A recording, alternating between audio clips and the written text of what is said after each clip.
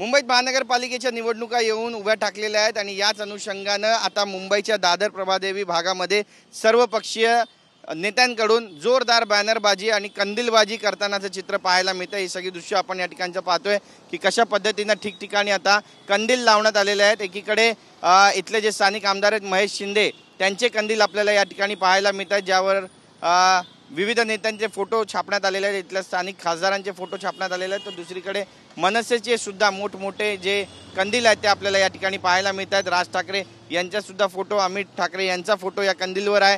तर दुसरीकडे आपण पाहतोय की यालाच टक्कर म्हणून इथले जे माजी आमदार आहेत सदा सरवणकर त्यांचे देखील कंदील आपल्याला मोठ्या प्रमाणामध्ये प्रभादेवी आणि दादर परिसरामध्ये, माहीम परिसरामध्ये पाहायला मिळतात। आणि त्यावर बाळासाहेब ठाकरे, आनंद दिघे आणि एकनाथ शिंदे यांचे फोटो छापण्यात आलेले आहेत। तर चौथा आपण फोटो पाहतोय, यावर आशिष शेलार यांचा फोटो छापण्यात आलेला आहे। कॅबिनेट मंत्री आहेत, पालकमंत्री आहेत मुंबईचे आणि भाजपचे सुद्धा मोठ्या प्रमाणामध्ये जे कंदील आहेत ते सध्या या संपूर्ण परिसरामध्ये पाहायला मिळतात। महानगरपालिका येऊन उभ्या टाकलेल्या आहेत आणि दादर प्रभादेवी जो आहे तो मराठी मतदारांचा एक गड मानला जातो आणि त्यामुळे या मराठी मतदारांच्या गडावर आता या सर्व पक्षांची मदार आहे का हे सुद्धा पाहणं महत्त्वाचं ठरणार आहे। आणि इथे नेमके निकाल काय लागणार आहेत हे सुद्धा पाहावं लागणार आहे।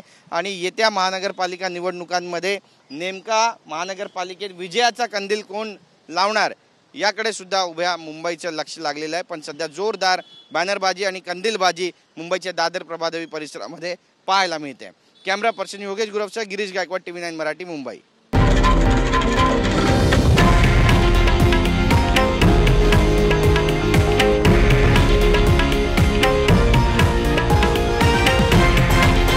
हे आहे देशातील नंबर 1 न्यूज नेटवर्क आणि आपण पाहत आहात TV9 मराठी, एकमेव।